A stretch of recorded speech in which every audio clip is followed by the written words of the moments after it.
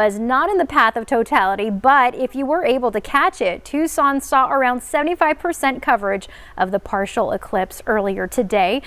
News 4 Tucson Storm Tracker Chief Meteorologist Matt Brode is joining us live right now from the U of A to shed a little bit of light on this cosmic phenomenon. So Matt, I know you've been really into this, especially the science behind it.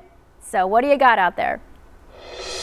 Yeah, Angelique, it's just pretty incredible for educators, students, learners, all the like, to just witness such an event like that.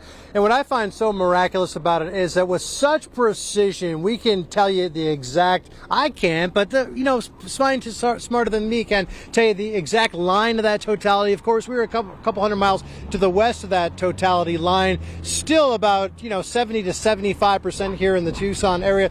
And to think about it, Angelique, just to think about that the sun is 400 times larger than the moon. So just the chances of having two celestial bodies really at that same sort of zenith angle in the skies just to overlap at that perfect time for what we call totality. In some of those cities that we were mentioning, I know Holton Made, for example, Cleveland, Ohio, Indianapolis, Indiana, close to Dallas, Texas. What a treat. It gets dark for a few minutes. The temperature literally falls in some of those spots up to 10 to 12 degrees, and literally the insects think it's time to come out, the birds think it's time to go to sleep. So just from an education standpoint, just the chances of having, like I said, those two celestial bodies, one 400 times bigger than the other, just to go right in front of each other is absolutely a spectacularly wonderful learning experience for kids, for adults, for anyone of all ages. Meanwhile, that's a story with this eclipse. As you mentioned, we're going to have to wait about 20 more years for the next one. Japhet Serrato will have more on that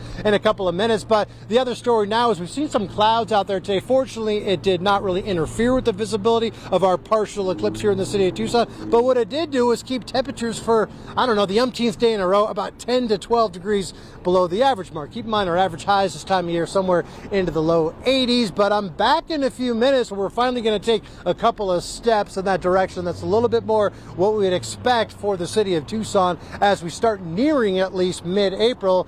In the forecast, I'm back in a few minutes. I'm talking about 90 degrees, maybe 91 for a couple days this work week. Find out which days those are and how long it sticks around for when you see me back here in just a few. Back to you. All right, thank you, man.